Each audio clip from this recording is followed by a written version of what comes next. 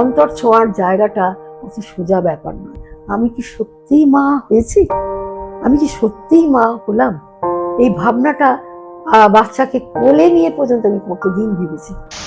আমার বাবা বলতেন যে না, পড়াশোনার ব্যাঘাত ঘটবে যদি গান শেখা শুরু। বন্ধুত্বটা অনেক বেশি হয়েছে। ও আমাকে ছেড়ে বেশিক্ষণ থাকতে পারে না, আমিও ওকে ছেড়ে বেশিক্ষণ থাকতে পারি। তাই আমার রবীন্দ্রসঙ্গীতের প্রতি এত আকর্ষণ ছোট্টবেলা থেকে জেগেছে। ঠিক আছে, তাহলে আমার একার গান নয়, চলো দুজনে মিলে একসাথে একটা গান গাই, ছোট্ট করে গাই। কথায় কথায় সুরের এই আলাপন, কথায় কথায় সুরের এই আলাপন। নমস্কার, আপনারা দেখছেন এমএলএ প্রেজেন্টস কথায় কথায়। আরো একটা নতুন এপিসোড নিয়ে হাজির হয়ে গেছি আমি, কৃতি। আজকের এপিসোডে যিনি আমাদের অতিথি, তিনি কিন্তু আসলে অতিথি নন। মানে তিনি আজকে অতিথি সিটে বসেছেন ঠিকই, কিন্তু তাকে কিন্তু আমরা অতিথি হিসেবে পরিচয় করাতে পারবো না। কি হেঁটে গেল তো ব্যাপারটা? বুঝিয়ে বলছি। আজকে যিনি অতিথি সিটে বসেছেন তিনি আর কেউ নন, এমএলএ অর্থাৎ মিউজিক লাভার্স অ্যাসোসিয়েশনের কর্ণধার শ্রীমতী কৃষ্ণা ব্যানার্জি। নমস্কার, তোমাকে অনেক অনেক স্বাগত তোমারই নিজের অনুষ্ঠানে। আর আজকে আমার জন্য এটা ভীষণ একটা স্পেশাল দিন, কারণ যে মানুষটার কাছে কথা বলতে শেখা, যে মানুষটার কাছে সঙ্গীত প্রথমবার শেখা, সঙ্গীতের সাথে পরিচয় যে মানুষটার হাত ধরে, জীবনে সবকিছু প্রথমেই যে মানুষটার হাত ধরে ঘটেছে আমার, আজকে সেই মানুষটার সাথে ক্যামেরার সামনে বসে আড্ডা দেওয়ার সুযোগ হয়েছে। এটা কিন্তু মানে ভাবনা চিন্তারও বাইরে ছিল। আজকে সেই দিনটা আমার জীবনে এসছে। আমার তো ভীষণ রকম ভালো লাগা, এক্সাইটমেন্ট সবকিছু একসাথে কাজ করছে। তুমি বলো, তোমার কেমন লাগছে? নমস্কার, প্রথমে সবাইকে জানাই আমার আন্তরিক শুভেচ্ছা। আজ যেখানে বসেছি, এই প্ল্যাটফর্মটা তৈরি করার জন্য আমাকে অনেক ভাবনা চিন্তা একসময় করতে হয়েছে। বলা যায় এটা আমার ব্রেন চাইল্ড। তো সেইখানে যে একদিন আমারই আবার সাক্ষাৎকার নেওয়া হবে, এটা আমার কাছে সত্যিই খুব অভাবনীয় বিষয় হয়ে দাঁড়িয়েছে। সেই জন্য সকলকে ধন্যবাদ জানাই। তাদের সামনে আজকে আমি নতুন ভাবে এসে উপস্থিত হতে পেরেছি। আচ্ছা, আমি একটু নিজের দিকেও একটুখানি জল জানি যে নিজের মেয়ের সাথে আজকে এরকম ভাবে ফর্মালি কথা বলছো, সেটা কিরকম লাগছে? সেটা তো নিশ্চয়ই ভীষণভাবে চার্মিং। তার কারণ হচ্ছে যে মানুষটাকে আমি তিল তিল করে ছোট থেকে গড়ে তুলেছি, সে আজকে একটা মুখ্য ভূমিকা নিয়ে আমার সঙ্গে আলাপচারিতায় বসবে। এটা যে একটা ভীষণ নিজের কাছে একটা অন্য অনুভূতি সৃষ্টি করে, সেটা তো বলা বাহুল্যই।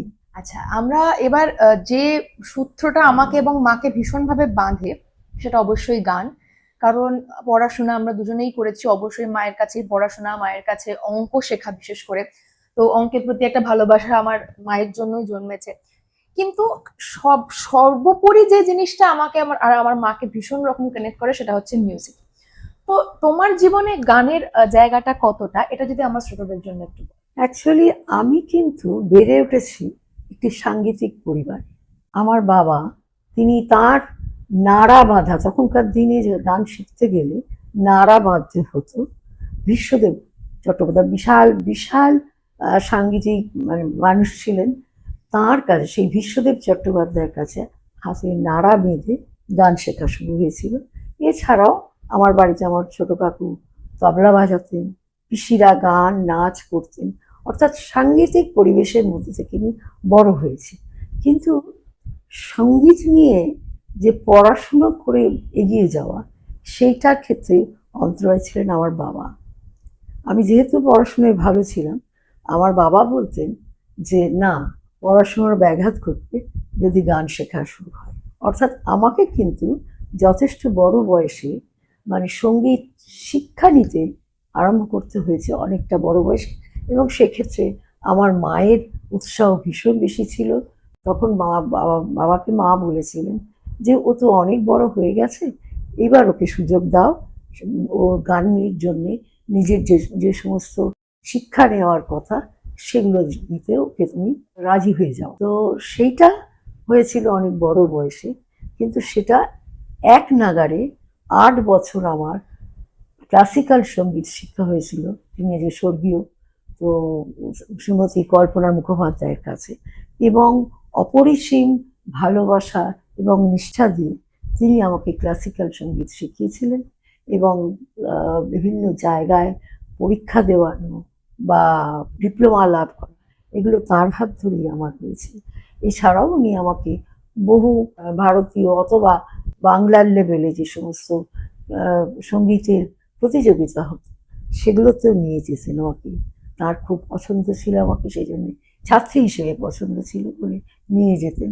এবং আমি পণ্ডিত একাননের হাত থেকে আমি একবার ক্লাসিক্যাল এবং রবীন্দ্রসঙ্গীত দুটোতেই আমি সার্টিফিকেট নিয়েছিলাম। তখনকার দিনে পণ্ডিত একানন, মালবিকা কানন, তারা দুজন বিখ্যাত শাস্ত্রীয় সঙ্গীতের মানুষ ছিলেন।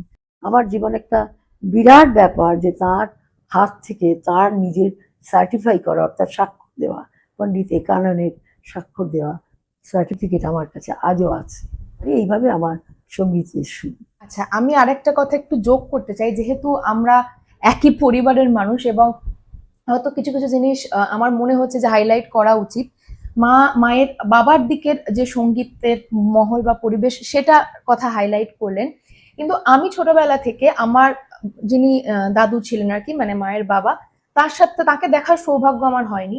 কিন্তু আমার আরেক দাদু, মানে আমার মায়ের যিনি ছোট মামা ছিলেন, তাকে আমি খুব কাছ থেকে দেখেছি এবং মানুষটির সঙ্গীতের যে পাণ্ডিত্য, যে ভালোবাসা সঙ্গীতের প্রতি, আমি অনেক ছোট বয়সেই সেই জিনিসটা না ভীষণ রকম ফিল করতে পেরেছিলাম। সেই অরাটা নিয়ে উনি ঘুরতেন। তো তোমার ছোট মামারও অনেকটা ইনফ্লুয়েন্স তোমার গান বাজনার মধ্যে রয়েছে, সেটা তুমি হয়তো এখন অব্দি বললে না, এই জার্নিতে শুনতে পেলাম না, তো সেইটা একটু যদি বল। হ্যাঁ, কিন্তু আমার ছোট মামা আবার আমাদের বাড়িতে যে গানের পরিবেশ ছিল সেইখানে আসতে খুব ভালোবাসতেন। তো তখনও ওনারও বয়স খুব বেশি একটা নয়, কিন্তু উনি আসতে খুব ভালোবাসতেন। এবং আমার যে রবীন্দ্রসঙ্গীতের প্রতি যে আকর্ষণ, যেহেতু আমাদের বাড়িতে ক্লাসিক্যাল সেমি ক্লাসিক্যাল নিয়ে আলোচনা চলতো, রবীন্দ্রসঙ্গীতের প্রতি যা আলাদা আকর্ষণ সেটা কিন্তু সৃষ্টি করেছিলেন আমার ছোট মামা। সত্যিই তার বিরাট পাণ্ডিত্য ছিল ক্লাসিক্যাল এবং রবীন্দ্রসঙ্গীত সবেতে। এবং খুব ছোট বয়সে উনি আমাদের দেবব্রত বিশ্বাসের গান শোনার অভ্যাসটা ওই ছোট মামার হাত ধরেই হয়েছিল। এবং আমি বহু জায়গায় বলেছি যে আমাদের মানে তখন তো রেডিও ছাড়া আর কিছু ছিল না, সেই রেডিও মাধ্যমে ওই একটি মাধ্যম ছিল যেখান থেকে আমরা বড় বড় লোকেদের সান্নিধ্য ওইভাবে পেয়েছিলাম। এবং আমার ছোটবেলায় রবীন্দ্রসঙ্গীত কিভাবে গাওয়া, কি ধরনের গাওয়া উচিত এবং তার ভেতরে কতখানি ঢোকা উচিত, এই সব শিক্ষা ওই দেবব্রত বিশ্বাসের কাছ থেকে বলা যায় যে রেডিও মারফত উনি মেন্টর ছিলেন আমাদের। এবং এই মানুষটিকে মেন্টর করে তোলার জন্য আমার ছোট মামা সম্পূর্ণরূপে আমার ভেতরে রবীন্দ্রসঙ্গীতের বীজ বপন করে দিয়েছেন। তাই আমার রবীন্দ্রসঙ্গীতের প্রতি এত আকর্ষণ ছোট্টবেলা থেকে জেগেছে। এখানে আরেকটা কথায় আসি, যে তুমি বললে তোমাকে ছোটবেলা থেকে গান শিখতে দেওয়া বা সেইভাবে গানের চর্চা করতে দেওয়া হয়নি, পড়াশোনার ক্ষতি হয়ে যাবে এই ভেবে। তো পরবর্তীকালে তুমি শিক্ষকতা করেছো এবং বহু ছাত্রছাত্রীর ভবিষ্যৎ তুমি নিজের হাতে গড়েছো। সেই জায়গা দাঁড়িয়ে তুমি কি এই ব্যাপারটার সাথে সহমত যে গান বাজনা শিখলে বা গান বাজনায় মন দিলে পড়াশোনাটা কোথাও না কোথাও গিয়ে হ্যাম্পার্ড হয়? তখন বাবার হয়তো কোনো একটা ধারণা বা কাউকে দেখেছিলেন, সেটা দেখে থেকে বলেছিলেন এবং সেটা খণ্ডন করে দেব বলেই কিন্তু আমার মেয়ে ছোট্টবেলা থেকে আমি ওকে আমার কাছে শিক্ষিত মানে শিক্ষা শুরু করেছিলাম। কিন্তু আমি জানতাম যে শিক্ষার জন্য একজন গুরু আলাদাভাবে দরকার, সেই কারণে কিন্তু আমি ওকে খুব ছোট, তখন কেজিতে পড়ে, আমি ওকে ওইটুকু মেয়েকে হাত ধরে নিয়ে চলে গেছিলাম চন্দনা চক্রবর্তী, পণ্ডিত অজয় চক্রবর্তী শ্রী, তার কাছে। তার হাত দিয়ে ওর ক্লাসিক্যাল সঙ্গীতের শিক্ষাদান শুরু করিয়েছিলাম। সেই আমার বাবার ধারণাটাকে আমি পছন্দ করি বলেই কিন্তু খুব ছোট বয়স থেকে ওর মধ্যে সঙ্গীতের বীজ বপন করে দিয়েছি। এবার আসি পরের প্রশ্নে, যে তুমি বললে যে রবীন্দ্রসঙ্গীত, রবীন্দ্রনাথের গান তোমার প্রাণের গান হয়ে উঠেছিল। তো সেই জায়গায় দাঁড়িয়ে রবীন্দ্রনাথকে তুমি কিভাবে, কি চোখে দেখো আজকে এই বয়সে এসে, বা এতদিন ধরে কিভাবে দেখে এসো? অ্যাকচুয়ালি আমরা যখন ছোট ছিলাম তখন রবীন্দ্র জয়ন্তী কিন্তু ভীষণভাবে পালিত হতো এবং পাড়ায় ছোট করে হোক, কোনো ক্লাবে আরেকটু বড় করে হোক, স্কুল লেভেলে হোক, কলেজ লেভেলে হোক, সমস্ত জায়গায় কিন্তু রবীন্দ্র জয়ন্তী একটা বিরাট আনন্দের দিন ছিল, এবং কে কিভাবে পারফর্ম করবে সেটা নিয়ে ভীষণ ব্যস্ততা সব জায়গায় চলত। তাই রবীন্দ্রনাথকে তখন ওই ছোট করে একজন দাড়িওয়ালা লোক এবং তার গান নিয়ে হচ্ছে, এইভাবে চিনতাম। আস্তে আস্তে যত আমি রবীন্দ্রসঙ্গীত নিয়ে এগোতে লাগলাম, আমি দেখতে লাগলাম রবীন্দ্রনাথ আমার কাছে তার ম্যাচুরিটিটাও আস্তে আস্তে আস্তে আস্তে বাড়তে লাগলো। এবং এইভাবে রবীন্দ্রসঙ্গীতকে যখন পুরো ভালোবেসে এগোতে যাচ্ছি, তখন আমি চাকরি জীবনে অর্থাৎ শিক্ষকতার জীবনে প্রবেশ করি। ওই জীবনটাতে গিয়ে আবার আমার নিজের পারফরমেন্স নিয়ে আমি আর বিশেষ অগ্রসর হতে পারিনি। তার কারণ আমি যে স্কুলে শিক্ষকতা করেছি, প্রথম দিন থেকে সঙ্গীত শেখানোর দায়িত্বটা সেই স্কুলে, অঙ্ক করানো ছাড়াও সঙ্গীত শেখানোর দায়িত্বটা আমার উপরে বর্তেছিল। এবং সেখানে যে কালচারাল অ্যাটমসফিয়ার, সেই ছোট্ট স্কুল থেকে আজ বিরাট স্কুল, সেই কালচারাল অ্যাটমসফিয়ার তৈরি করার ক্ষেত্রে আমাকে সম্পূর্ণভাবে নিজেকে নিয়োজিত করতে হয়েছিল। সেখানে আমি মেন্টর হয়ে গেছিলাম, এবং মেন্টর হয়ে যাওয়ার জন্য একসঙ্গে বহু একটা টিম, বিরাট টিমকে নিয়ে আমাকে স্টেজ পারফরমেন্সের জন্য বিরাট দায়িত্ব নিতে হতো। হয়তো কোনো অনুষ্ঠানের শেষে, সেই সমস্ত বড় বড় অনুষ্ঠানের শেষে আমাকে রিকোয়েস্ট করা হতো গান গাইতে, কিন্তু তখন তো আমি বিধ্বস্ত অবস্থা, তাতে যা পারতাম তারা তারা শুনে সেগুলো শুনতেই ভালোবাসতেন। কি করে ভালোবাসতেন আমার জানা নেই, আমার মনে হয় ভালোবাসার কথা নয়, কিন্তু তারা ভালোবাসতেন। কেন ভালোবাসতেন সেটা আমার জানা নেই। আচ্ছা, রবীন্দ্রনাথের কথাতেই ছিলাম, সেখান থেকে আমি আসি যে তুমি বললে যে রবীন্দ্রনাথ তোমার ছোটবেলায় একরকম ছিল, এটা বলে না যে এখন কিভাবে রবীন্দ্রনাথকে দেখো। আমার প্রশ্নটা এটা ছিল যে শুরু থেকে এখন অবধি কিভাবে তাকে, রবীন্দ্রনাথের ইন্টারপ্রিটেশন বা রবীন্দ্রনাথের রোল তোমার জীবনে পাল্টেছে। তো শুরুর দিকটা শুনলাম এটা, কিন্তু পরবর্তীকালে কিভাবে হয়েছে সেটা ঠিক এলো না আর কি। এটা বলি যে যখন আমি চাকরি জীবনে ছিলাম, তখন রবীন্দ্রসঙ্গীত, কোন রবীন্দ্রসঙ্গীতটা আমার বড় প্রিয় সেটা লোকের সামনে বা আমার ছাত্রছাত্রীদের মাধ্যমে সকলের কাছে পৌঁছে দেবো, সেইগুলোর দিকে মনোনিবেশ ছিল। কিন্তু আফটার রিটায়ারমেন্ট আমার কাছে যে সময় এলো, সেই সময় আমি রবীন্দ্রনাথকে একটা অন্য মানুষ হিসেবে চিনলাম। আমাদের সমাজে রবীন্দ্রনাথ যে কি সাংঘাতিক সহযোগিতা করে গেছেন, এবং রবীন্দ্রনাথ যে সর্বকালের সর্বযুগের সৃষ্টিকর্তা, সঙ্গীত সৃষ্টিকর্তা শুধু নয়, কবিতার ক্ষেত্রে, উপন্যাসের ক্ষেত্রে, ছোট গল্প বড় গল্প সমস্ত ক্ষেত্রে সর্বযুগে সর্বকালে গ্রহণযোগ্য একজন মানুষ, সেটা কিন্তু এই পরিচয়টা আস্তে আস্তে পেয়েছি আমার এই অবসরপ্রাপ্ত জীবনেতে।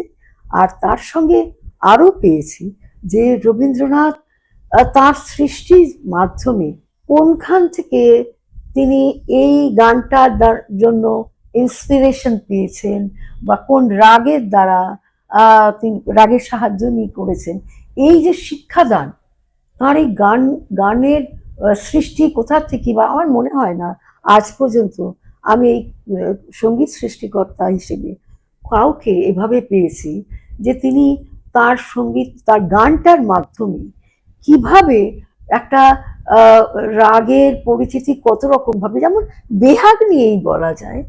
বেহাগ এমন একটা প্রিয় রাগ ছিল রবীন্দ্রনাথের, আমারও ভীষণ প্রিয় রাগ, যে রবীন্দ্রনাথ বেহাগ রাগের রবীন্দ্রনাথ যে সব সৃষ্টি করে গেছে, সেগুলো নিয়ে একটা ঘন্টা দুয়েকের এপিসোড করা যায়। আমার মনে হয় না শুধু ক্লাসিক্যাল শেখার মধ্যে দিয়ে এইভাবে এই শিক্ষাটা লাভ করা যায়। এটা হচ্ছে রবীন্দ্রনাথের একটা মস্ত বড় গুণ। এবং এছাড়াও বিভিন্ন তালকে থেকে ভেঙে তিনি কত রকম তাল সৃষ্টি করে গেছেন, সেগুলোকে তার বৈশিষ্ট্য, যেমন তার তার সৃষ্ট তালে কোনো ফাঁক নেই। এই যে সৃষ্টির, এরম ধরনের সৃষ্টি আমার অন্তত জানা নেই যে আর কোনো সঙ্গীত সৃষ্টিকর্তা আমাদের সমাজে রেখে গেছেন বলে আমার জানা। এবার আসি আরেকটা কথায়, যে অঙ্ক এবং সঙ্গীত এই দুটোর মধ্যে তুমি কি কোনো সিমিলারিটি পাও, নাকি সেগুলো সম্পূর্ণ আলাদা দুটি বিষয় বলে মনে হয়? অবশ্যই মিল পাই। তার ছোট্ট একটা বলি, সেটা হচ্ছে আমি যেমন আমার ছাত্রছাত্রীদের ক্লাসের থেকে বেরোনোর আগে বলতাম, এই যে অঙ্কটা শেখালাম, এই অঙ্কটার যা শিখলে সেইটা সম্পূর্ণ মগজের মধ্যে না ঢুকিয়ে আমার ক্লাস ছাড়বে না। অর্থাৎ সেই অঙ্কটা এমন ধরনের অঙ্ক শেখাতাম যাতে সেই অঙ্কটা নিয়ে সেই অঙ্কের কাছাকাছি যত রকমের অঙ্ক আছে সেখানে তাদের মস্তিষ্ককে অ্যাপ্লাই করতে পারে সেরম ধরনের শিক্ষা দিতাম।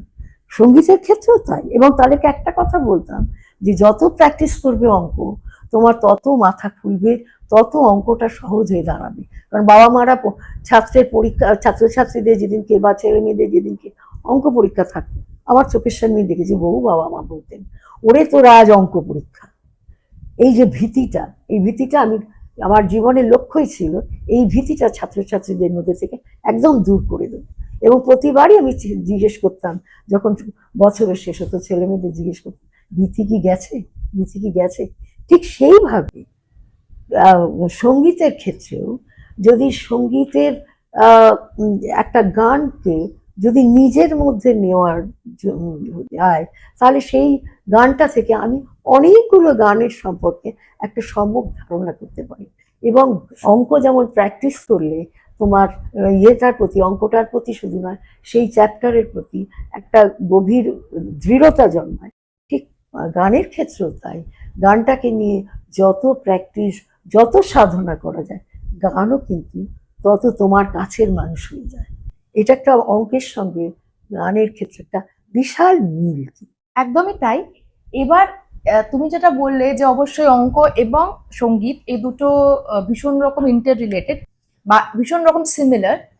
এবার কোথাও গিয়ে কি তোমার এটা মনে হয় যে কেউ যদি সঙ্গীত ভালো করে করে তাহলে সে অঙ্ক বা সায়েন্স ইন জেনারেল, কারণ আমরা যে সাউন্ড এর বিভিন্ন কনসেপ্ট ফিজিক্সে পড়ি সেগুলো সঙ্গীতে ভীষণ রকম অ্যাপ্লিকেবল, তো কোথাও গিয়ে কি দুটো যেমন সিমিলারও তেমনি পড়াশোনা এবং গান বাজনা বা যে কোনো ফর্ম অফ মিউজিক সে দুটো কি ইন্টার রিলেটেড হতে পারে?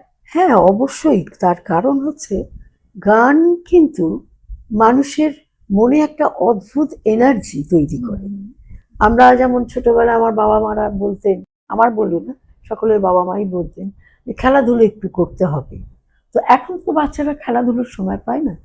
আমার মনে হয় সঙ্গীতের যে কোনো ফর্মের যদি শিক্ষা বাচ্চাদেরকে দেওয়া হয়, তাহলে তার ভেতরে যখন পড়াশুনো করতে করতে তার মধ্যে একঘেয়েমি আসে বা অলসতা আসে, সেইটা কাটানোর জন্য কিন্তু তার সঙ্গীতের সঙ্গে তাকে একাত্ম হওয়াটা খুব প্রয়োজন হয়।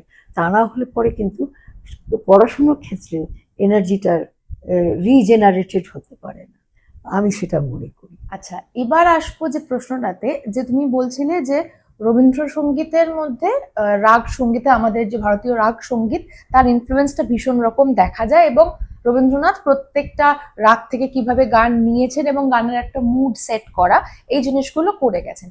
তো তাহলে কি তুমি এটার সাথে এগ্রি করো যে ক্লাসিক্যাল গান বাজনা যদি কেউ খুব ভালো করে শেখে এবং চর্চা করে তাহলে অন্য যে কোনো ফর্ম, সেটা বলিউড হতে পারে, সেটা রবীন্দ্রসঙ্গীত হতে পারে, সেটা নজরুলগীতি হতে পারে, সেটা সে খুব ভালো গাইবে? অবশ্যই, এটা তো আমি মনে করি। তার কারণ হচ্ছে যে আমাদের যে স্বর্ণযুগের যে সমস্ত শিল্পীরা ছিলেন, তাদের কিন্তু এই আমাদের যে শাস্ত্রীয় সঙ্গীত সেটার ক্ষেত্রে তাদের বিরাট অগাধ পাণ্ডিত্য ছিল। যেমন আমি বলছি যে কোমল রে কোন সময়কার রাগেতে বেশি আসে বা কিভাবে তার প্রয়োগ হয়, এগুলো সম্পর্কে শুধু ওই ওই রে, কোমল রের কথা বলছি না, যে কোনো পর্দার কথা বলছি। তার শুদ্ধ স্বর, তার কোমল স্বর বা তার বিভিন্ন প্রয়োগটা, এই প্রয়োগগুলো সম্পর্কে কিন্তু শিল্পীর ভেতরে একটা সম্যক জ্ঞান থাকে, এবং সিচুয়েশন অনুযায়ী সেই কোন শটটা লাগানোটা বিশেষ প্রয়োজন আছে সেটা সম্পর্কে তার ভেতরে একটা বিরাট জ্ঞান থাকে। এবং আমার মনে হয় এই জ্ঞানটা স্বর্ণযুগের শিল্পীদের মধ্যে বিশেষভাবে ছিল বলেই কিন্তু সেই গানগুলো, স্বর্ণযুগের গানগুলো আজও আমাদের মধ্যে চিরকালীন গান হয়ে দাঁড়িয়ে আছে। এটা একটা কারণ। তবে হ্যাঁ, একটা কথা, তখনকার যে সাধনার জন্য যে সময়টা দিতেন যারা সঙ্গীতজ্ঞ মানুষ ছিলেন, আজকে সেই সময়টা দেওয়ার মতো সময় কিন্তু আমাদের যারা শিক্ষানবিশ তাদের হাতে থাকে না। সুতরাং সেটা এখন সেইভাবে পাওয়া যায় না। তবে আমার মনে হয় যে ক্লাসিক্যালে কিছু বেসিক কনসেপ্ট যদি সব বাচ্চার মধ্যেই রেখে দেওয়া যায়, তাহলে সেটা নিয়ে সে পরবর্তীতে কি করে এগিয়ে যাবে সেটা সম্পর্কে তার মধ্যে একটা বেশ ভালো রকম একটা ধ্যান ধারণা তার মধ্যে হতে চায়। এটা আমার মনে হয়। মানে অর্থাৎ তুমি বলতে চাইছো যে যদি কেউ ক্লাসিক্যাল গান বাজনা শেখে, তাহলে তার যে অন্য ফর্ম অফ মিউজিক, তার যে ফাউন্ডেশনটা, সেটা খুব স্ট্রং হয়। হুম। কিন্তু আমরা যদি অন্য যে কোনো গান যেগুলো আছে, যেগুলোতে হয়তো সুর এবং তালের পাশাপাশি ভাব, এই ব্যাপারটাও খুব গুরুত্বপূর্ণ, হুম। তো কোথাও গিয়ে কি তোমার মনে হয় না যে অনেকটা বেশি ক্লাসিক্যাল রেয়াজ করে ফেললে, অনেকটা বেশি গ্রামারের প্রতি জোর দিয়ে ফেললে, কোথাও গিয়ে সেই ভাব আনতে পারার জায়গাটা হারিয়ে যায় মানুষের? না, এটা আমি মনে করি না।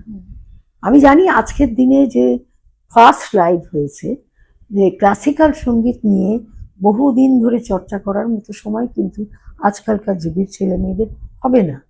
তো আমি সেই ক্ষেত্রে বলছি যে বেসিক নলেজটুকু যদি থাকে, তাহলে সেইটাকে কাজে লাগিয়ে সুর সৃষ্টির ক্ষেত্রে বা গান রচনার ক্ষেত্রে বা সুরের প্রয়োগের ক্ষেত্রে সেটাকে কাজে লাগাতে পারে। এইটা সহযোগিতা করে, এটুকু বলছি। তবে হ্যাঁ, আজকাল কি আমি দেখি বহু ছেলে মেয়ে সুন্দর গান সৃষ্টি করছে, তার মধ্যে সেই প্রতিভাটা ঈশ্বর দিয়ে পাঠিয়েছেন। এরকমও তো আছে, তার মধ্যে সেই প্রতিভাটা দিয়ে পাঠিয়েছেন, এবং সে তার সঙ্গে তার ভেতরের যে ভাব, সব থেকে বেশি যেটা গানের ক্ষেত্রে প্রয়োজন, যে কোনো গানই হোক, ভেতরের ভাবটাকে বের করে আনতে হবে, নিজের মতো করে বের করে আনতে হবে। সেইটা কিন্তু আজ রবীন্দ্রনাথ বলে নয়, যত সঙ্গীত জগতের শ্রেষ্ঠ লোকজন আছেন তারা সবাই বলে গেছেন। রবীন্দ্রনাথ তো অত্যন্ত বেশিভাবে বলেছেন, এবং পরবর্তীতে তার দ্বারা শিক্ষিত হয়ে যেসব সঙ্গীতজ্ঞ মানুষ আমাদের এতটুকু সান্নিধ্য দিতে পেরেছেন বলে আমি মনে করি, যেমন সুচিত্রা মিত্রের সান্নিধ্য আমি নিজে পেয়েছিলাম, তো তারা সেইগুলো আমাদের বলে গেছেন। যেমন একটা মূর্তি তৈরিতে একটা খড় দিয়ে কাঠামোটা তৈরি না করলে কিন্তু মূর্তি তৈরি হয় না। ঠিক তেমনি গানের ক্ষেত্রেও স্বরলিপি একটা বিরাট জিনিস, সেইটা না হলে কিন্তু কাঠামো তৈরি হবে না। কিন্তু কাঠামো তৈরি হওয়া, স্বরলিপি দেখে শুধু গেয়ে দিলাম গানটা পারফেক্টলি, একদম স্বরলিপি ফলো করে গেয়ে গেলাম গানটা, আর মনে করলাম আমি দারুণ গান পেয়েছি, সেটা কিন্তু হয় না। সেই গানটার প্রত্যেকটা কথা শব্দের মানে বুঝে এবং কোথায় কি ভাবের প্রয়োগ করতে হবে সেইটা সম্পর্কে নিজের কিন্তু নিজের চিন্তা ভাবনাটা হচ্ছে সব থেকে বড় বেশি দরকার। সেইটা দিয়ে যখন আমরা গানটাকে প্রকাশ করতে পারি, আমরা বলি ঠিক খড়ের কাঠামোর ওপরে মাটি লেপে লেপে তার উপরে তুলি দিয়ে চোখ নাক এসব এঁকে, যেমন ভাবে কুমোররা একটা মূর্তির মধ্যে প্রাণ প্রতিষ্ঠা করে, গানের ক্ষেত্রেও কিন্তু সেই ভাবটাকে সম্পূর্ণভাবে ব্যবহার করে তার প্রয়োগ দেখিয়ে সেই গানটার প্রাণ প্রতিষ্ঠা হয়। স্বরলিপি অবশ্যই প্রয়োজন, কিন্তু স্বরলিপি মানেই কিন্তু পারফেক্টলি স্বরলিপি ফলো করলাম বলে অনেকেই বলেন আমি কিন্তু ভীষণ স্বরলিপি ফলো করি, কিন্তু তিনি কিন্তু জানেন না যে শুধু স্বরলিপি দিয়ে তিনি যে গানটা করছেন সেটা একটা কাঠামো দিয়ে বসে যাচ্ছে। কাঠামো কিন্তু সবকিছু নয়, ভাব এবং তার প্রয়োগ, এগুলো দ্বারা এটা ভীষণভাবে প্রয়োজন। তবেই সেই গানটাতে প্রাণ প্রতিষ্ঠা হয়, তখনই এইখানটা এসে ভীষণভাবে লাগে। যেমন আমরা হয়তো কোনো কাজে ব্যস্ত হয়েছি, দূর থেকে একটা গান ভেসে আসছে, আমরা কি করি যে গানটা আমি আমার ব্যস্ততার মধ্যেও আমার এখানে এসে দিল, তখন আমি জিজ্ঞেস করি এই গানটা কে গাইছে গানটা, এত সুন্দর একটা গান কে গাইছে, কেন বলি, কারণ তার গানটা আমার অন্তরকে ছুঁয়েছে। এই অন্তর ছোঁয়ার জায়গাটা, এই বলছি না আমার গায়ে কাঁটা দিচ্ছে, অন্তর ছোঁয়ার জায়গাটা অত সোজা ব্যাপার নয়। মানে ব্যাপারটা এরকম দাঁড়ালো তোমার কথা অনুযায়ী, যে মানুষ যখন সঙ্গীতকে নিয়ে, সঙ্গীতের ভাব কেমন ভাবে প্রকাশ করবে সেটা নিয়ে চিন্তা ভাবনা করে, নিজের চিন্তা ভাবনার মাধ্যমেই সে তার সঙ্গীতে প্রাণ প্রতিষ্ঠা করতে পারে।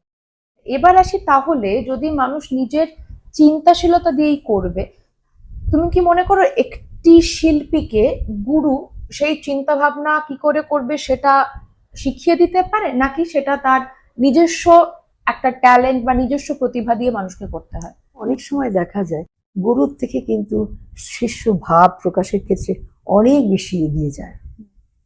সুতরাং গুরু হচ্ছে তোমাকে আমরা যেন বই পড়ে বা আমরা টিচারদের কাছ থেকে শিক্ষা জীবনে যে জ্ঞানটা লাভ করি, ওই জ্ঞানটা শুধু নিয়ে তো বসে থাকি না। জ্ঞানটার উপরে কিভাবে সেটাকে বিস্তার লাভ করানো যায়, সেটা চিন্তাটা আমার নিজস্ব মগজে থাকতে হবে, সেইটা নিয়ে আমি এগোবো। গুরুমুখী তো অবশ্যই, এবং গুরু না থাকলে কিন্তু গান হয় না, এটা মানতেই হবে। আচ্ছা, এবার আসি তোমার ব্যক্তিগত জীবনের কিছু কথায়। তুমি বললে যে তোমার গান শেখা অনেক বড় বয়সে শুরু হয়েছে, তো তারপরে কিভাবে এগোলো, নাকি এগোতে পারলো না, বা কোনো প্রতিকূলতা এলো, কিভাবে কিরকম ছিল জার্নি? না, আমার ওই 8 বছর যে গান শেখা, সেইটা একটা সাধনার জায়গায় দিয়ে গান শেখা হয়েছিল। পরবর্তীতে আমি বিবাহিত জীবনে যখন আসি, আমার গান যতটুকু হয়েছে সেটুকু ক্ষেত্রে কিন্তু আমার হাজব্যান্ডের অবদান সম্পূর্ণরূপে আছে। কারণ আমি ভীষণ সংসারী মানুষ, এবং সংসার এবং আমার কর্মজীবন এগুলোতে আমি সম্পূর্ণরূপে নিজেকে ডেডিকেট করে দিয়েছিলাম। গান নিয়ে তখন আমি কিন্তু সত্যিই সে ভাববার মতো জায়গা ছিল। আমি যখন যেটা করেছি সেটা করতে গেলে আমি মনে করেছি আমাকে সম্পূর্ণরূপে নিজেকে ডেডিকেট করতে হবে।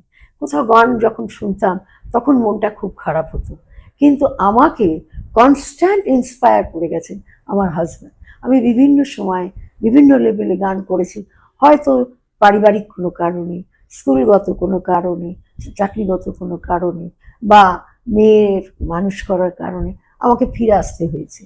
সেইগুলো আমার ক্ষেত্রে অন্তরায় হয়ে দাঁড়িয়েছে। আবার কিন্তু ওই আমার হাজব্যান্ডের চেষ্টাতেই আবার আমাকে এগিয়ে যাওয়ার মতো সুযোগ কিন্তু আমি পেয়েছি, যার জন্য আমার সুচিত্রাদির কাছে পৌঁছানোটা অনেক দেরিতে হয়ে গেছিল। তার কারণ আমি ওই স্কুলের বাচ্চাদের ভীষণভাবে নিজেকে ডেডিকেট করব সেখানে, এবং আমার সন্তানকে মানুষ করব সমস্ত ডেডিকেশন দিয়ে, আমার শ্বশুর শাশুড়ি তাদের প্রতি সমস্ত ডেডিকেশন দেব। এই যে ডেডিকেটেড হব এটা করতে করতে অনেকগুলো দিন চলে গেছে। এবং যখন আমি দিদির কাছে গিয়ে পৌঁছলাম, দিদির কাছে গিয়ে আমার ভীষণ ইচ্ছে ছিল দিদির কাছে একদম একা বসে শিখি, কিন্তু উনি আমাকে বলে, আমি খুব দুঃখিত, তোমাকে আমি একা শেখাতে পারবো না। তখন ওনার একটা স্ট্রোক হয়ে গেছে। উনি বললেন, তুমি রবি তীর্থে এসো, রবি তীর্থে তোমাকে আমি শেখাবো। তো আমার সুযোগ এলো রবি তীর্থে যাওয়া, এবং ওই রবি তীর্থে যাওয়াটা আমার জীবনে একটা বিরাট, কি বলবো, একটা সম্পদ হয়ে দাঁড়ালো। তার কারণ আমি দিদির সংস্পর্শে যেতে পারলাম। তিনি যে আমার জীবনে শুধু শিক্ষাগুরু তা কিন্তু নয়, ওই পাশটাতে বসে আমি তো অনেক বড় বয়সে গেছি, অনেক ম্যাচুরিটি নিয়ে গেছি, ওই মানুষটাকে যে কিভাবে চিনতে পেরেছি সেইটা আমার কাছে একটা বিরাট, কি বলবো, ঈশ্বরের অবদান। তার পার্সোনালিটি, তার কথা বলার ভঙ্গি, তার স্টুডেন্টদের প্রতি আচরণ, তখন তো আমিও শিক্ষক, স্টুডেন্টদের প্রতি আচরণ, সাধারণ মানুষকে কাছে টেনে নেওয়া, এবং নিজেকে কিভাবে বিস্তারিত করা উচিত এবং কোথায় গিয়ে কত রকমের অ্যাডজাস্টমেন্ট করা উচিত, আমি পুঙ্খানুপুঙ্খভাবে দিদির কাছ থেকে শিখেছি। আমার যা লেভেল ছিল এইসব দিক থেকে, সেই লেভেলটাকে অনেক উঁচু করে দিতে পেরেছিলেন সুচিত্রা। আমি তার আগে সুমিত্রা সেনের কাছেও রবীন্দ্রসঙ্গীত শিখেছি, এবং উষারঞ্জন মুখোপাধ্যায়ের কাছে ক্লাসিক্যাল শিখেছি, সময় সময় হয়েছে বলেছি। কিন্তু মেন্টার হিসেবে সুচিত্রাদিকে যেভাবে পেয়েছি, এবং যে একটা বিরাট ব্যক্তিত্ববান মানুষ যে আমার পাশে রয়েছে, এইটা আমাকে মুগ্ধ করেছে। এবং আমি আজও আর ওনার চরিত্রের অনেক কিছু নিয়ে অনেক কিছু ভাবি, আর ভাবি কি করে মানুষটার মধ্যে এত গুণ ছিল। একটা মানুষ শুধু রবীন্দ্রসঙ্গীতের এই যে রবীন্দ্রসঙ্গীত নিয়ে উনি কিন্তু রবীন্দ্রনাথ মারা যাওয়ার 9 দিনের মাথায় উনি এখান থেকে কলকাতা থেকে যাত্রা করে শান্তিনিকেতন পৌঁছেছিলেন। কিন্তু রবীন্দ্রসঙ্গীতকে সর্ববিশ্বে প্রচারিত করার ক্ষেত্রে ওনার অবদান, সাংঘাতিক অবদান ছিল। সেই অবদানটা কেন উনি সেই রবীন্দ্রসঙ্গীতের সঙ্গে নিজেকে এত একাত্ম করতে পেরেছিলেন, এবং ওনার মধ্যে সেই সব কোয়ালিটি সাংঘাতিক ছিল, এবং সেই কারণেই উনি এইভাবে রবীন্দ্রসঙ্গীতকে নিয়ে বিস্তৃতি ঘটাতে পেরেছিলেন। এটাই সুচিত্রা মিত্রের বৈশিষ্ট্য ছিল। আচ্ছা, একটু তো সঙ্গীত শিক্ষা নিয়ে শুনলাম আমরা।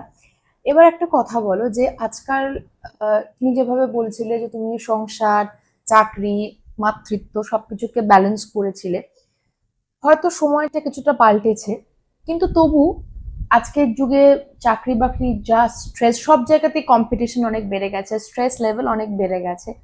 তো সেখানে ব্যালেন্স করার জায়গাটা যদি এখনকার নতুন প্রজন্মের কোনো মহিলা তিনি যদি চান যে আমি আমার মাতৃত্ব, আমার চাকরি, আমার সংসার এগুলোকে ব্যালেন্স করব, তো তাদের ক্ষেত্রটা কিন্তু অনেক কঠিন হয়ে গেছে, এটা বলি। তবে আমার যে পেশা ছিল, সেই পেশাতে আমার বাড়িতে সময় দেওয়ার জায়গাটা অনেক বেশি ছিল, অনেক বেশি দিতে পেরেছিলাম। কিন্তু আজকের দিনে দাঁড়িয়ে বলবো, যারা চাকরিরতা মা, তাদের ক্ষেত্রে কিন্তু খুব টাফ হয়ে গেছে ব্যাপারটা। আমি তাদেরকে দেখে আমার নিজের যখন এই পিরিয়ডটা চলতো, তখন আমি ভাবতাম যে কি কঠিন, কি কঠিন। এখন দেখতে পাচ্ছি তাদের জায়গাটা অনেক বেশি কঠিন হয়ে গেছে। তবে ব্যালেন্স জায়গাটা কিন্তু নিজেকেই তৈরি করতে হবে। কাকে দিয়ে কিভাবে নিজের জায়গাটার একটু তার সহযোগিতা নিয়ে কিভাবে নিজেকে এগিয়ে নিয়ে যাবে, ফাঁকটা কি করে তৈরি করা যাবে, সেই ফাঁকটা মানে কাউকে ফাঁকি দেওয়া নয়, ফাঁকটা কি করে তৈরি করা যাবে সেটা নিজেকেই বার করে নিতে হবে। এবং তাদের জায়গাটা সত্যিই আজকে যথেষ্ট কঠিন, কারণ চাকরি ক্ষেত্রের পরিস্থিতি কিন্তু অনেক পাল্টে গেছে, অনেক পাল্টে গেছে। সেটা আমি আজকে দাঁড়িয়ে বলতে আমার কোনো দ্বিধা নেই। তবে হ্যাঁ, সেখান থেকেও বার করতে হবে। সেই বার করার পদ্ধতিটা কি হবে, এক একজনের ক্ষেত্রে এক এক রকম হবে, সেটা বুঝে নিতে হবে যে কিভাবে পারবো। এবং সেই ক্ষেত্রে নিজে কোনো ফাঁক রেখে এগোবো না, এগোনোর ক্ষেত্রে কোনো ফাঁক রেখে এগোবো না, যাতে পরবর্তীতে আমার মনে হতে পারে আমি তো ওই জায়গাটা ওইরকম না করে ওরকম করলে আমি আরেকটু আমাকে নিমজ্জিত করতে পারতাম ওই কাজটাতে। এই কথা, এই যেন এই আক্ষেপটা যেন না থাকে, সেই জায়গাটা তৈরি করে নিতে হবে। সেই মানুষটিকে কিভাবে করবে সেটা বিভিন্ন জনের ক্ষেত্রে বিভিন্ন রকম, এবং সেক্ষেত্রে মানে চরমটা দিয়ে দেওয়ার পর তো দুঃখের কোনো জায়গা থাকবে না, রিপেন্টেশন থাকবে না যে আমি তো চেষ্টা করলাম, চেষ্টা করিনি, কেন চেষ্টা করলাম না, এই কেন উত্তরটার জন্য বসে থাকতে হবে। ধরে নিতে হবে আমার জীবনে এর থেকে বেশি আর এগোনোর মতো সম্ভব না, এটা বুঝে নিতে হবে। আমাকেও যেমন সুচিত্রাদিকে মাঝপথে ছেড়ে চলে আসতে হয়েছিল, এবং দিদির কাছে ভীষণ অভিমানের জায়গা হয়েছিল। পরবর্তীতে আমি বুঝতে পেরেছিলাম, যখন দেখা হয়েছিল তখন ওনার কাছে খুব অভিমানের বিষয় হয়েছিল। আমাকে বলেছিল আমার তো আর মেয়ে হয়নি যে আমি সব ছেড়ে দিয়ে বসতাম, তো সেটা আমি বুঝেছিলাম যে ওনার কতখানি কষ্ট লেগেছে। তো সেটা কি করব, আমাকে তো সব দিক সামলে করতে হবে। তবে যতটুকু পেয়েছি দিদির কাছ থেকে আমি খুবই খুশি, আরো থাকতে পারলে আরো খুশি হতে পারতাম। তো ধরে নিয়েছি যে আমার জীবনে ওইটুকুই আমার পাওনা ছিল, সম্পূর্ণটা পাওয়ার ছিল না। তবে দিদির সঙ্গে, দিদি যখন ডিলিট হয়েছিলেন যাদবপুর থেকে, তখন দিদির পাশে বসে ছবি তোলার সুযোগ পেয়েছিলাম, এবং দিদিকে আমরা সম্বর্ধনা জানিয়েছিলাম। এবং দিদি এত মজার লোক ছিলেন, যেমন কঠিন লোক ছিলেন মজার লোকও ছিলেন। উনি আমাকে বলেছেন তোরা আমাকে সম্বর্ধনা দিবি, ওরা আগে বলিসনি কেন, আমি স্ট্রেসোটা বাড়ির থেকে নিয়ে আসতাম। তাহলে এরা মজা মজা গল্প করতে। তুমি যেটা বললে যে দিদিকে তোমাকে মাঝপথে ছেড়ে চলে আসবে, এরকম একজন মেন্টর পাওয়ার পরও তুমি সেটা কন্টিনিউ করতে পারলে না, কারণ তোমার সেই সময় যে পার্সোনাল লাইফে যে প্রায়োরিটিস গুলো ছিল সেগুলোকে তুমি মানে অবভিয়াসলি সেগুলোকে প্রায়োরিটি দিলে। আসি মাতৃত্বের কথায়, মাতৃত্বকে কোনোভাবে তোমাকে তোমার পার্সোনালিটিতে কোনো রকম চেঞ্জ এনেছিল, বা যে মানুষটা তুমি ছিলে মা হওয়ার পরে কি তুমি অন্য একজন মানুষ হয়ে গেছিলে, নাকি সবকিছু আগের মতোই চলছিল? না না, সেটা কখনো হয় না। আমার মা হওয়াটা ভীষণ কঠিন একটা স্ট্রাগল গেছে, 12 বছরের স্ট্রাগল গেছে। সুতরাং এই মাতৃত্বটা যখন আমার কাছে এসেছে 13 বছরের মাথায়, আমি বেশ কিছুদিন আমার লেগে গেছে ভাবতে, আমি কি সত্যিই মা হয়েছি, আমি কি সত্যিই মা হলাম। এই ভাবনাটা বাচ্চাকে কোলে নিয়ে পর্যন্ত আমি কতদিন ভেবেছি, সত্যি এটা ঘটনা আমার জীবনে সে সত্যি ঘটেছে, এরম ভাবনা ছিল। এবং তখন আমার মনে হতো যে আমি মা হিসেবে যেন কোনো জায়গায় এতটুকু খাদ, এতটুকু ফাঁক না রেখে যাই, যাতে আমার মেয়ে কোনোদিন বলতে না পারে তোমার এই ফাঁকটার জন্য আমি জীবনে এইটা পেলাম না, এই জায়গাটা যেন না থাকে। না, এটা তো মা হিসেবে বলছি, আমি বলছি তোমার নিজের পার্সোনালিটিতে কোনো রকম চেঞ্জ কি তুমি পেয়েছিলে? হ্যাঁ, নিজের পার্সোনালিটিতে চেঞ্জ তো অনেক কিছু হয়, যেমন কি বলবো, অনেক সফট হয়ে যেতে হয়, এবং অনেকখানি অ্যাডজাস্টমেন্টটা আরো অনেক বেশি অ্যাডজাস্টমেন্ট কার সাথে? অ্যাডজাস্টমেন্ট সমস্ত ক্ষেত্রের সঙ্গে। কারণ আমার এই বাচ্চাটাকে গড়ে পিটে মানুষ করতে হবে, আমার ওই ওই জায়গাটাকে ছাড়তে হবে, ওই জায়গা থেকে সরে আসতে হবে। এই যে অ্যাডজাস্টমেন্ট, এই অ্যাডজাস্টমেন্টগুলো তো করতেই হয়েছে। কারণ এইখানে আমি ভেবে রেখেছিলাম যে আমি যেহেতু একজন শিক্ষকতা অনেক দিন করার পর আমার সন্তান আসে, আমি ঠিক করেছিলাম যে আমি কোনোভাবে আমার সন্তানের বেড়ে ওঠার ক্ষেত্রে আমি কি চাইছি সেটা কখনো প্রয়োগ করবো। এবং আজকে আমি নিজে গর্ব করে বলতে পারি যে যে লাইনে ওকে আমি এগিয়ে দিয়েছিলাম তাতে ও সাকসেসফুল, এটা আমার কাছে একটা বিরাট স্যাটিসফ্যাকশন। আমার এটা শুনে বেশ ভালোই লাগলো। এবার আসি যে এই যে চাকরি জীবন তোমার কাটলো, এই চাকরি জীবনের কিছু ভালো দিক এবং কিছু খারাপ দিক দুই থাকে। তো তুমি ভালো দিকগুলো হাইলাইট করলে এবং আমিও কিছুটা হাইলাইট করলাম, যে আমরা সবসময় যেটা দেখে এসেছি তোমার প্রচুর ছাত্রছাত্রী তারা ভীষণ রকম সাকসেস পেয়েছে। এখনো তো আমার ছাত্রছাত্রীরা আমার সঙ্গে রিলেটেড, বিভিন্ন ভাবে কানেক্টেড। আর এখন সোশ্যাল মিডিয়ার যুগে কানেকশন গুলো রাখারও ওয়ে আউট অনেক বেশি হয়ে গেছে, দেশ বিদেশে বা পৃথিবীর বিভিন্ন প্রান্ত থেকে তোমার সাথে তোমার হ্যাঁ ছাত্রছাত্রী যোগাযোগ এইটা রাখে। বলি, আমার ছাত্রছাত্রীর জন্য আমি কিছু করি না, কিন্তু তারা আমাকে ভীষণ ভালোবাসে, এটা তাদের গুণ, আমার মনে হয় এগুলো তাদের। এগুলো তো গেল পজিটিভ দিক। তোমার চাকরি জীবনের কোনো নেগেটিভ দিক বা এরকম কিছু আক্ষেপ, এই জিনিসগুলো কি আছে যে এই চাকরিটা না করে যদি এটা করতাম ভালো হতো, বা এরম না হয় যদি ওরম হতো ভালো হতো, এরম কিছু আক্ষেপের জায়গা কিছু আছে? আক্ষেপের জায়গা কিন্তু আমার প্রথম দিকে ছিল, যে চাকরিটায় আমি করতাম, আমি খুব স্যাটিসফাইড ছিলাম না। আমি আরো বড় চাকরি করব, আরো বড় চাকরি করব, এরকম একটা মানসিকতা নিয়ে আমি গিয়েছিলাম। একটা ছোট্ট ঘটনা বলি, তো তখন আমি পেপার দেখতাম, স্টেটসম্যান রাখা হতো, আমার বাবার প্রত্যেক দিন স্টেটসম্যানটা এনে বলতেন, এই নাও, তোমার যখন স্যাটিসফ্যাকশন নেই এই তোমার পেপার দিলাম, তুমি দেখো কি করবে। তো আমি সেটা নিয়ে দেখতাম, এবং তখন বক্স নাম্বারে ওই চাকরির খবর পেতাম, খবর পেতাম। তা বক্স নাম্বার দেখে দেখে আমি অ্যাপ্লাই করতাম। আমি অ্যাপ্লাই করেছি বহু জায়গায়। তো হঠাৎ একদিন দেখি আমাদের স্কুলে যারা অ্যাডমিনিস্ট্রেশনে ছিলেন, তারা একদিন ডেকে বললেন আমাকে যে আপনি কি এখানে স্যাটিসফাইড নন? তখন আমি বললাম যে না তো, আমি তো স্যাটিসফাইড। আমি ভাবলাম আমার মনের কথাটা কি করে জেনে গেছে, না তো আমি তো খুব স্যাটিসফাইড। তখন বলছেন যে আপনার একটা অ্যাপ্লিকেশন তো আমাদের কাছে এসেছে। আমি তখন বুঝলাম যে বক্স নাম্বার ছিল, আমি বুঝিনি যে এখানকার, মানে বক্স নাম্বার অর্গানাইজেশনের নাম এগুলো দেওয়া থাকে না, আমি অ্যাপ্লাই করে নিয়েছি। তো সেইটা ওনাদেরকে খুব হার্ট করেছিল, এবং আমাকে ধরে রাখার জন্য কিন্তু ওনারা খুব সচেষ্ট ছিলেন যে আমি যেন কোথাও চলে না যাই। পরবর্তীতে কিন্তু আমি স্কুলটাকে ভীষণ ভীষণ ভালোবেসে ফেলেছিলাম, আমার সেকেন্ড হোম বলতে যেটা বোঝায়। এবং খুব স্ট্রাগল করতে হয়েছিল, সেই সব স্ট্রাগলের একদম ফোর ফ্রন্টে দাঁড়িয়ে আমাকে স্ট্রাগল করতে হয়েছিল। তো সেই সব পিরিয়ড হয়ে গিয়ে যখন আমাকে একদিন সেই স্কুল থেকেই অ্যাডমিনিস্ট্রেশনের তরফ থেকে বলা হলো ওই সর্বোচ্চ সিটটা আপনাকে বসতে হবে। আমি বলেছি আমি পারবো না, আমি পারবো না, আমি তো সাধারণের মধ্যে মিশে থাকা মানুষ, আমি কি করে এইখানে বসবো। কিন্তু যখন বসেছিলাম তখন কিন্তু চেয়ারটায় বসতে গিয়ে আমার হাত পা কেঁপেছিল।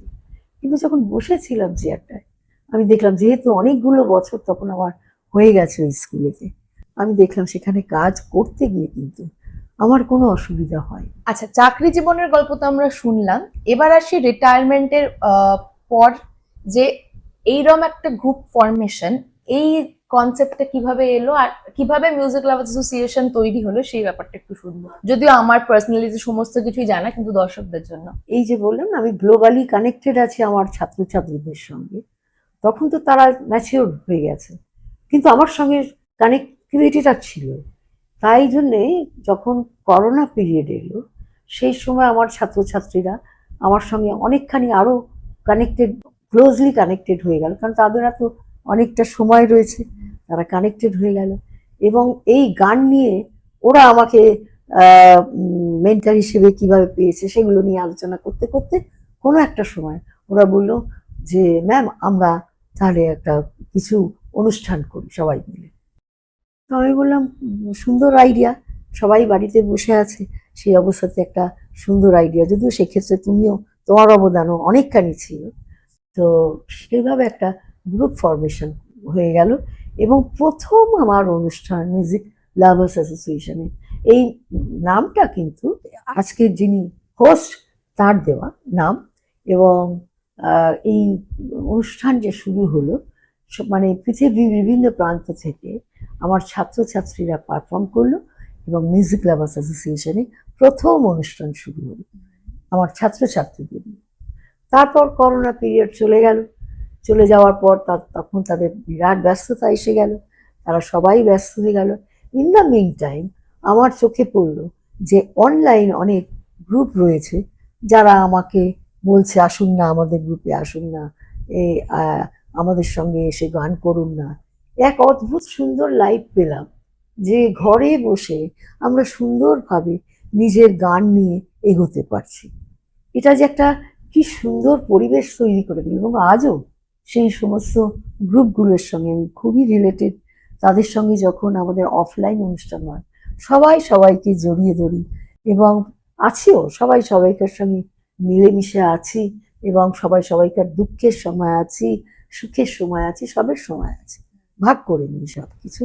একটা অন্য লাইফ শুরু হয়েছে। আমি আফটার রিটায়ারমেন্ট বাড়িতে ছাত্রছাত্রী ভর্তি ছিল, প্রচুর ভর্তি ছিল। ওই যে করোনা পিরিয়ড এলো, ওই করোনা পিরিয়ডেতে ডিসকানেক্টেড হয়ে গেলাম। এবং আমি কিন্তু অনলাইন পড়ানোর অভ্যস্ততা আমার মধ্যে ছিল না, কারণ আমাদের সময় অনলাইন কি জিনিস ছিল আমরা জানতাম না, আমরা কখনো পড়াইনি।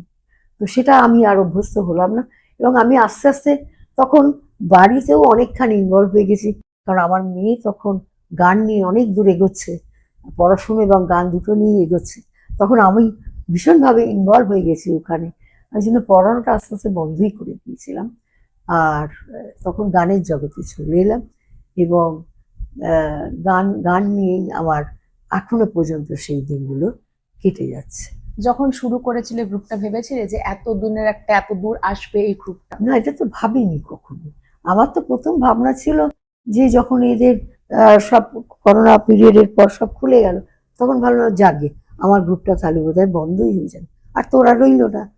তো কিন্তু এভাবে যে আবার এইভাবে সব অন্যান্য গ্রুপের সঙ্গে মিলিত হয়ে অনলাইন অফলাইন এত অনুষ্ঠান হবে এটা আমি তখন ভাবতেই পারিনি। এবং আমি কিন্তু খুব যে প্রত্যেক সন্ধ্যেবেলা হলেই অনলাইন অনুষ্ঠান নিয়ে বসে যাব সেরকম আমার সময়ও নেই আর আমার সুযোগও নেই। তো সেই জন্য সেটা করি না। কিন্তু আমার যখন অনুষ্ঠান হয় তখন আমার অনুষ্ঠানে প্রচুর দর্শক শ্রোতারা আসেন, পৃথিবীর বিভিন্ন প্রান্ত থেকে এসে বসেন এবং সেখানে ভারতবর্ষ বা পৃথিবীর বিভিন্ন প্রান্তের শিল্পীরা এসে গান করেন। এটা আমার কাছে একটা বিরাট পাওনা। একদমই। আচ্ছা, এখানে তুমি দুটো মোডের কথা বললে, অনলাইন এবং অফলাইন।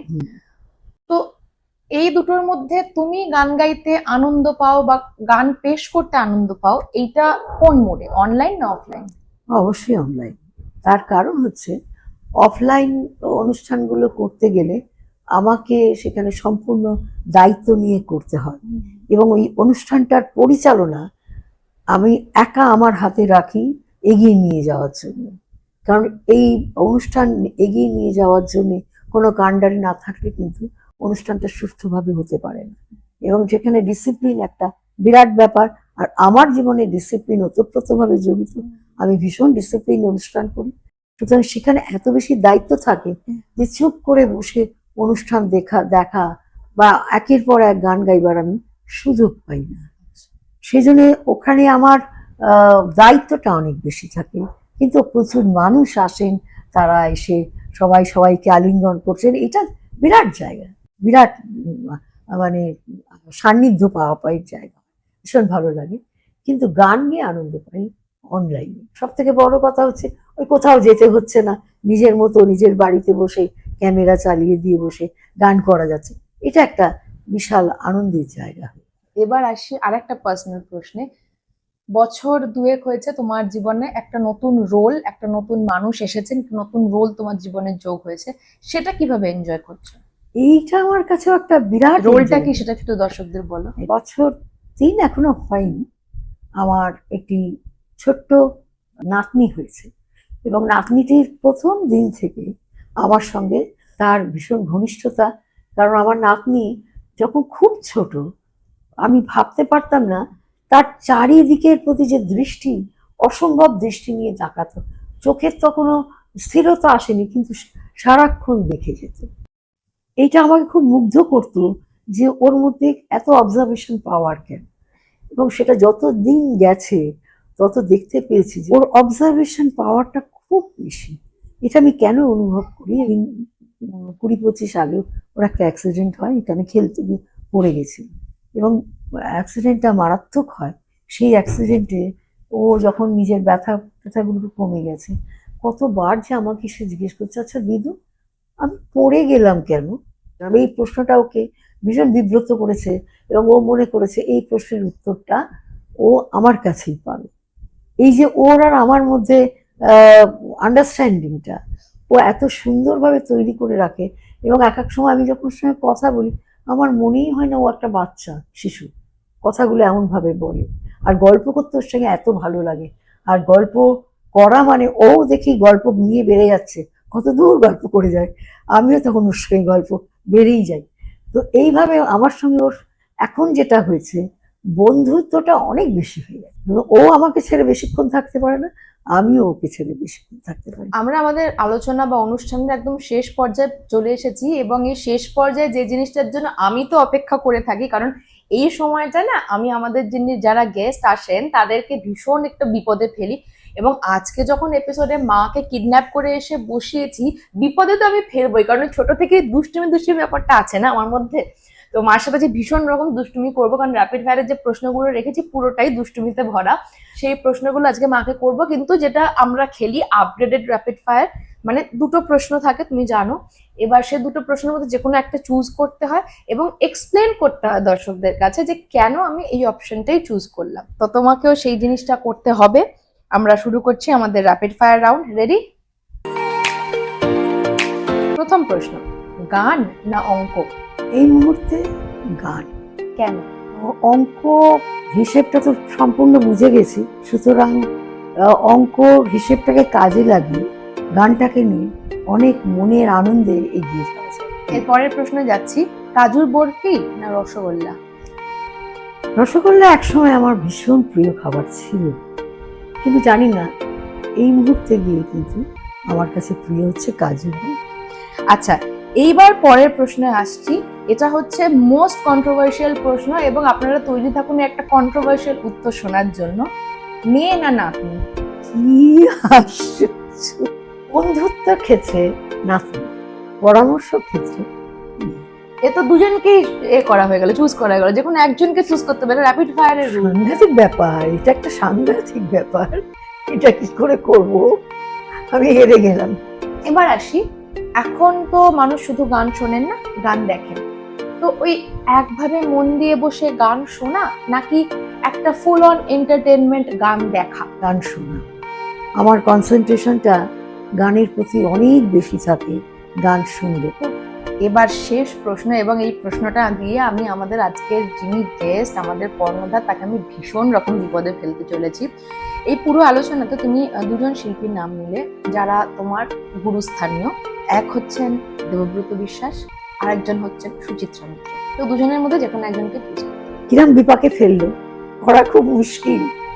কারণ একটা বিরাট পিরিয়ডেতে দেবব্রত বিশ্বাস এখনো আছেন, যেমন কিছু কিছু গান আছে আমি দেবব্রত বিশ্বাসকে কাছ থেকে না শুনে শান্তি পাই না, এরকম ব্যাপার আছে। আবার দিদির ক্ষেত্রে যেটা হয়, দিদির যে ভাব প্রকাশের যে ভঙ্গিতে করেন সেইগুলোকে রপ্ত করতে ভীষণ ভালো লাগে। তো একে কাকে বেশি বলবো কাকে কম বলবো আমার বলার মতো সাহস নেই।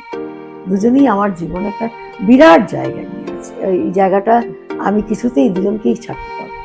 আমি আজকের যিনি হোস্ট তাকে রিকোয়েস্ট করব যে তোমার সুন্দর গলা একটা গান দিয়ে আমাদের দর্শক শ্রোতাদের মুগ্ধ করে দাও। ঠিক আছে, তাহলে আমার একার গান না, চলো দুজনে মিলে একসাথে একটা গান গাই, ছোট্ট করে গাইবো। তোমার হলো শুরু। আচ্ছা। তোমার হলো শুরু, আমার হলো সারা, তোমার হলো শুরু, আমার হলো সারা, তোমায় আমায় মিলে এমনি বগে ধারা, তোমার হলো শুরু, আমার হলো সারা।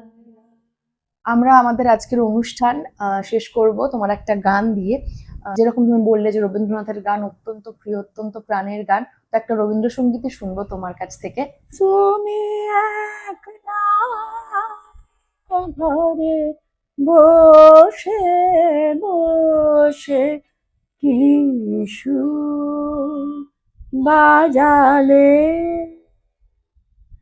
প্রভু আমার জীবনে তুমি একলা ঘরে বসে বসে কি সুর বাজালে,